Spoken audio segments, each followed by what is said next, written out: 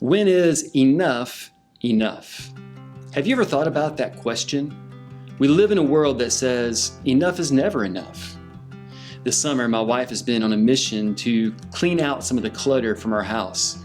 And it's amazing to see all the things piled up that we simply don't use anymore. All the things we thought we needed, and at the time, maybe we did, but we don't need them anymore. The truth is, we are always in pursuit of something, and we're almost always in pursuit of more. We live in a world of constant pursuit, but the more we have, the more we want. We are never satisfied. And at the end of all of our pursuits isn't fulfillment, it's emptiness. It isn't joy, it's often disappointment. We can have all the riches the world has to offer, but if we don't have God, we have nothing. I just wonder if in all of our pursuing, if we haven't lost sight of what or who we should be pursuing. David once wrote these words, "O God, you are my God. I earnestly search for you. My soul thirsts for you. My whole body longs for you." David was known as a man after God's own heart. He's remembered as someone who was in pursuit of the heart of God. And it was in that pursuit that he found his purpose, his identity, and ultimately his legacy. So what does it look like to pursue the heart of God? What does it look like to be after the heart of God? Well, for David, he pursued the heart of God in prayer. He once wrote, "O Lord, hear me as I pray, for I pray to no one but you."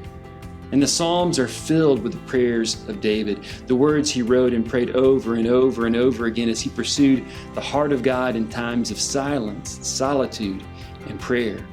David no doubt spent hours in prayer, but he also spent time fasting before the Lord. At one of the most desperate times in his life, Scripture records that David went without food and lay all night on the bare ground. David wrote about times of fasting in the Psalms as well. Biblical fasting is the spiritual practice of denying the physical for spiritual purposes. It's learning to rely on God and God alone. In a world of excess, it is good to go without so we can learn to lean on God. David fasted, but he wasn't the only one. Moses, Elijah, Esther, Daniel, Anna, Paul, and Jesus himself fasted. Through prayer and fasting, David learned to pursue the heart of God, and those practices led him into worship. David once sang, "Worship the Lord in all his holy splendor." The truth is, we become like what we behold. We become like what we give our undivided attention to. Worship reminds us who we are not, and who God is. David pursued the heart of God in worship, declaring his glory and greatness. And I just wonder, what would happen if we set out to clear the clutter out of our lives so we could make room to pursue the heart of God? If we set aside time for prayer, if we made room for fasting, if we gave God our undivided attention in worship, what would happen when we gather together for worship on Sunday if we've spent time individually in solitude and silence with God throughout the week?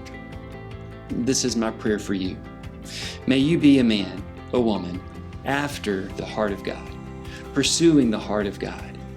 And in your pursuing, may you remember, He is already pursuing you.